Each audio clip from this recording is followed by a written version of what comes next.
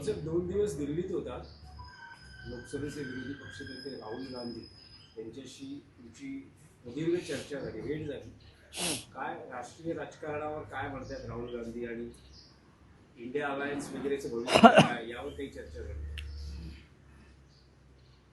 नक्कीच या विषयावर चर्चा होत असते. एकतर ते इंडिया आघाडीचे नेते आहेत, लोकसभेतले विरोधी पक्ष नेते आहेत. सरकारला त्यांनी कोंडीत पकडलेलं आहे आणि राहुल गांधीने जो दबाव निर्माण केला आहे विरोधी पक्षनेता म्हणून, सरकारच्या अपयशाची लखतरं जी त्यांनी टांगली आहेत राष्ट्रीय आणि आंतरराष्ट्रीय स्तरावर,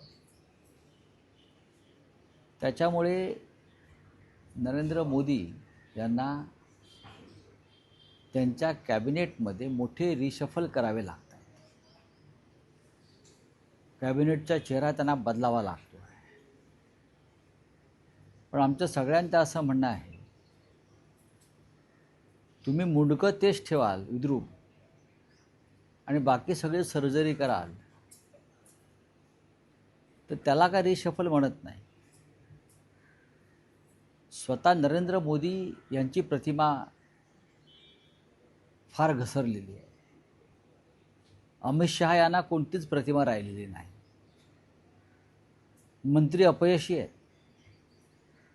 जवळजवळ 99% मंत्री मोदींच्या मंत्रिमंडळातले अकार्यक्षम आहेत आणि भारतीय जनता पक्षामध्ये मी हा शब्द मुद्दाम वापरतो कारण आम्ही केंद्रीय कॅबिनेटची ताकद पाहिलेली आहे.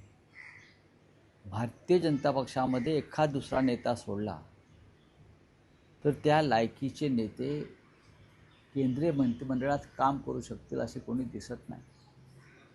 एक शिवराज सिंग चौहान आहेत किंवा नितीन गडकरी आहेत, ही मोठी नावं आहेत. बाकी सगळे रामभरोसे चाललेलं आहे आणि त्याचा परिणाम देशाच्या विकासाच्या गतीवर आणि कार्यक्षमतेवर होतो. मोदींची प्रकृती बरी नाही असं माझं म्हणणं आहे. त्यामुळे मोदींना फार काम झेपत नाही. अमित शहा यांची प्रतिमा इतकी डागाळलेली आहे की ते गृहखातं चालवत नसून एखाद्या गुंडाप्रमाणे टोळी चालवतात वर्दीतल्या लोकांची, असं त्यांच्याविषयी उघडपणे बोललं जात आहे. आणि या सगळ्याचा परिणाम नरेंद्र मोदींच्या प्रतिमेवर गेल्या काही काळापासून झालेला आहे. हे मोदींना पटत आहे. या रिशफलमध्ये जोपर्यंत अमित शहाना बाजूला केलं जात नाही तोपर्यंत कोणत्या रिशफलला आता अर्थ उरलेला नाही. ही साधारण दिल्लीतल्या महत्त्वाच्या वर्तुळातली चर्चा आहे. आता तुम्ही म्हणाल राहुल गांधींविषयी काय चर्चा झाली. राहुल गांधींविषयी नक्कीच महाराष्ट्रातल्या काही घडामोडी आहेत. राष्ट्रीय विषयांवरती त्यांचं सध्या जे काय भ्रमणं सुरू आहे देशभरात, त्या संदर्भात चर्चा होत असते. आणि राहुल गांधींचं नेतृत्व आता मोदींना मागे टाकून खूप पुढे गेलेलं आहे. मोदी सत्तेवर आहेत म्हणून या क्षणी नेते आहेत. ज्या क्षणी मोदी सत्तेवर नसतील त्या क्षणी ते नेते नसतील. राहुल गांधींचं तसं नाही. राहुल गांधी या देशाचे अनडिस्प्युटेड लीडर झालेले आहेत आणि ते तुम्हाला आता दिसत आहे. दिल्लीत होता, दिल्लीतल्या वर्तुळातल्या बातम्या चर्चा तर तुमच्या काही येतच असतात, कारण केंद्रीय राजकारणात आहात. आता तुम्ही एक महत्त्वाचं विधान दिलं की मोदींची प्रकृती बरी नाही. काय असं त्यांच्याकडे पाहिल्यावर दिसत आहे की ते अस्वस्थ आहेत. मी त्यांना ऑब्झर्व करतो, त्यांना बोलताना, चालताना, गाडीत बसताना, आणि त्यांचेच लोक सांगतात जसे नेहरू थकले होते तसे मोदी थकलेत. शेवटच्या काळात नेहरू फार थकले होते आणि आता मोदी फार थकले आहेत. आणि इतक्या थकलेल्या माणसानं देशाचं नेतृत्व करू नये. राष्ट्रहितासाठी अमित शहा आणि मोदींनी आता दूर व्हायला पाहिजे. राष्ट्रहितासाठी जर राष्ट्र प्रथम असेल तर मग त्यासाठी त्यांनी सत्तेपासून दूर जायला पाहिजे आणि मार्गदर्शकाच्या भूमिकेत राहायला पाहिजे. याला देशसेवा म्हणतात ना.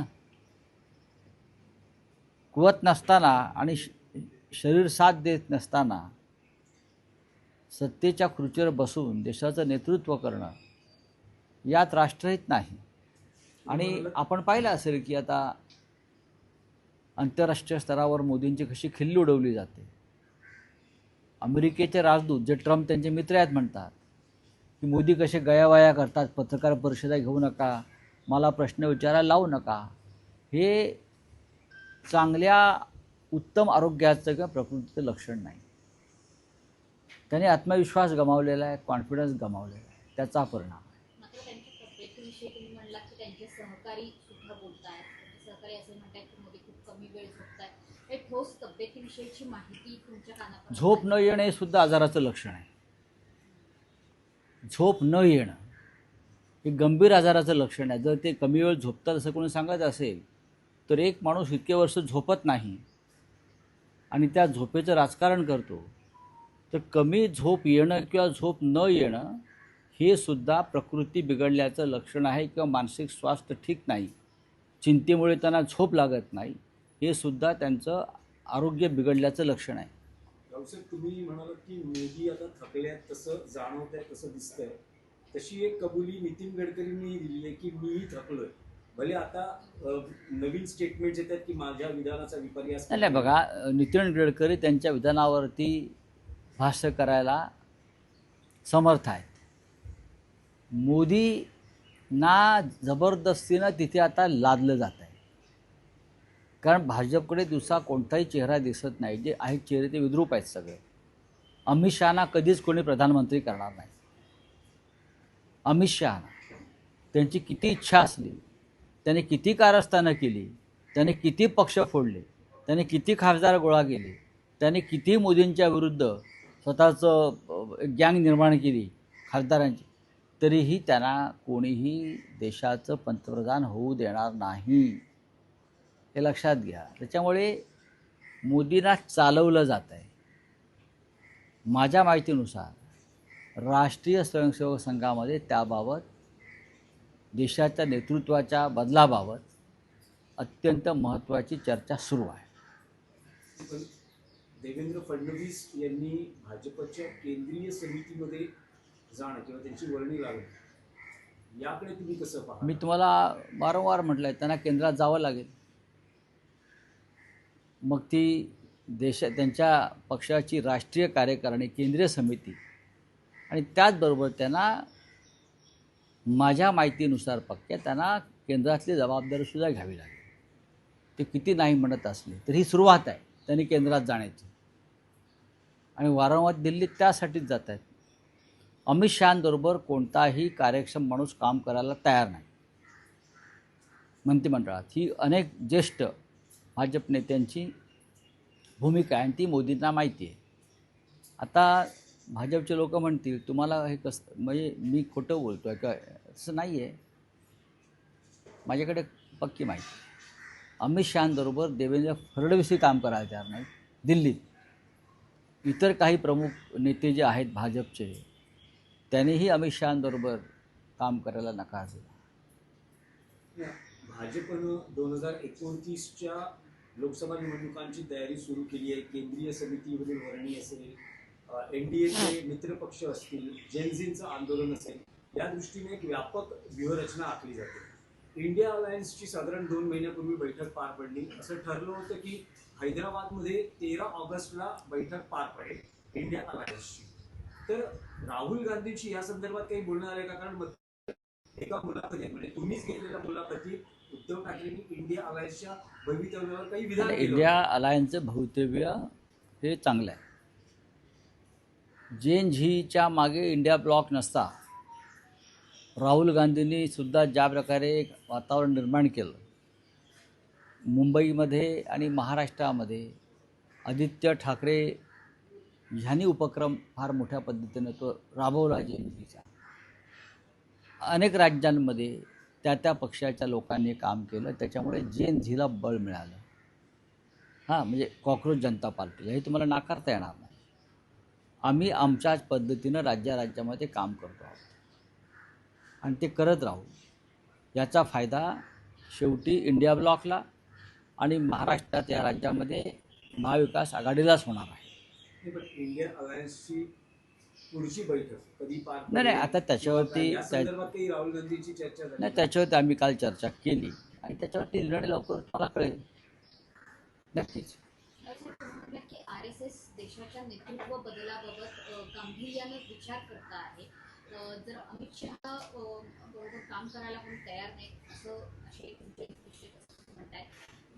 चेहरा अमित शहा बरोबर काम करायला आता मोदी तयार नाही. पुढे बोला. केंद्रीय मंत्रिमंडळातून अमित शहाला वगळण्यासंदर्भात मोदींची मानसिकता आहे. आता ते किती धाडसानं निर्णय घेतात तो पाहू. पण आज या देशाची जी दुर्गती झालेली आहे, ज्या पद्धतीचं हुकुमशाहीचं वातावरण निर्माण झालेलं आहे, लोकांमध्ये अस्वस्थता अस्थिरता आहे, त्याला सगळ्यात जास्त जबाबदार मोदींपेक्षा अमित शहा आहे. अमित शहाने या देशाच्या राजकारणामध्ये विषारी प्रवाह आणले. खासदार आमदार विकत घेणं, पक्ष फोडणं, न्यायालयावर दबाव आणणं, निवडणूक आयोगावर दबाव आणणं, या अपप्रवृत्ती गेल्या 12 वर्षामध्ये अमित शहाने आणलेल्या आहे आणि मोदी त्यांच्या मागे फरफडत गेले. याची आता जाणीव मोदींना होताना दिसते असं मोदींचे सहकारी आता सांगतात. नाही, पण रावसाहेब, तुम्ही जे म्हणालात की संघ विचार करतो आहे देशाच्या नेतृत्वाबद्दल, हो, पण संघ अजूनही तितकाच ताकदवान आहे असं तुम्हाला वाटतं? कारण संघाचे जे 3 महत्वाचे अजेंडे आहेत त्यापैकी 2 अजेंडे नरेंद्र मोदींनी पूर्ण केलेले आहेत त्यांच्या नेतृत्वाखालील सरकारमध्ये. म्हणजे एक कोणते? म्हणजे राम मंदिर आणि 370 कलम, आणि आता समान नागरी कायदा या संदर्भातही स्ट्रॅटेजी आणि सगळ्या म्हणजे मोदी जर संघाचा अजेंडा पूर्ण करत असतील, पूर्ण बहुमत असेल, एखाद्या पक्षाचं पूर्ण बहुमत सरकारमध्ये असेल, पार्लमेंटला असेल आणि त्याचं नेतृत्व एखादा नेता करत असेल, तर त्या बहुमताच्या जोरावर तो आपला अजेंडा पूर्ण करू शकतो. हे लक्षात घ्या. मोदींच्या ठिकाणी जरी नितीन गडकरी असते, अरुण जेटली असते, तरी त्यांनी बहुमताच्या जोरावर त्यांचे अजेंडे पूर्ण केले असते. त्याचं श्रेय दुसरं कोणाला देता येणार नाही. 370चा अजेंडा पूर्ण केला. आज काश्मीरची परिस्थिती काय आहे? या स्वातंत्र्य दिनाला काश्मीरी पंडितांनी घराबाहेर पडू नये अशी ॲडवायझरी गृह खात्याने दिली. हा 370 कलमाचं हा परिपाक आहे. अतिरेक्यांच्या अनेक टोळ्या या क्षणी काश्मीरमध्ये घुसल्याची इनपुट्स आहे. काश्मीरी पंडितांना स्वातंत्र्य दिन साजरा करता आला नाही, त्यांनी घराच्या बाहेर पडू नये अशी जर ॲडवायझरी अमित शहाचं गृह खातं करत देत असेल, म्हणजे काश्मीरमध्ये काय स्थिरस्थावर झालं आहे? कागदावरचे 370 कलम हटवलं, पण काश्मीर आमचं झालं का? जोपर्यंत तिथे काश्मीरी पंडित आणि हिंदू निर्भयपणे वावरू शकत नाहीत, तरच 370 कलम हटवलं आणि त्याचा हिंदूंना आणि देशाला फायदा झाला असं म्हणता येईल. 2 दिवसापूर्वी काश्मीरमध्ये नव्यानं दहशतवादाच्या टोळ्या आलेल्या आहेत ही माहिती आल्यावरती परत एकदा काश्मीरी पंडितांनी सार्वजनिक ठिकाणी जाऊ नये अशी ॲडवायझरी जर गृह खात्याला काढावी लागत असेल, तर ते अमित शहांचं अपयश आहे.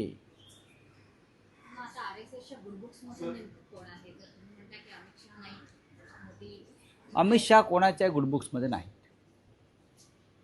अमित शहा तसं मोदींच्याही गुडबुक्समध्ये नाहीत. हा माझा अनुभव आहे दिल्लीतला. बोलिये. तुम्ही परिवहन मंत्र्यांना परवा पत्र लिहिलं होतं, मराठी रिक्षा चालकांसंदर्भात तुम्ही विषय मांडला होता.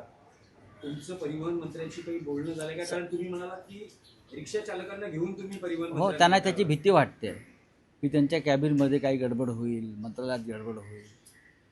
पण तरीही मी त्यांना पुढील 10 दिवस रोज त्याची आठवण करून देणार आहे आणि मग पाहीन. तुम्ही जर हजारो रिक्षा चालकांच्या पोटापाण्याच्या प्रश्नासंदर्भात गांभीर्याने घेणार नसाल, त्यांच्या शिष्टमंडळाला भेट देत नसाल, तुम्ही निर्दय आणि क्रूर आहात मिस्टर प्रताप सर नाईक. तुमच्याकडे डेलिगेशन वेळ मागताय, तुम्ही करता काय? मग काम काय आहे तुम्हाला? एस टी तोट्यात आहे. तुमच्याकडे काम काय? मग जे नाके आहेत सगळे तिकडले कलेक्शन हे तुमचं काम आहे का? माझ्याकडे सगळी माहिती आहे, कोणत्या नाक्यावरून कुठे काय जातं आहे ते. जर परिवहन मंत्र्यांकडे माहिती नसेल तर मी त्यांना देतो काय होतं आहे ते. रिक्षा चालकांच्या डेलिगेशनला त्यांना भेटावं लागेल. रॅपिडो संदर्भात तुम्ही काही रॅपिडो मुद्दे उपस्थित केले. रॅपिडो आज कंपनी रॅपिडो एक मोठ्या इव्हेंट्सचाही अनेकदा प्रायोजक असतो. हो, अनेक मंत्र्यांच्या, त्याच्यामध्ये प्रताप सरनाईकसुद्धा आहेत. ज्या रॅपिडोमुळे हजारो रिक्षा चालकांची नोकऱ्या, रोजगार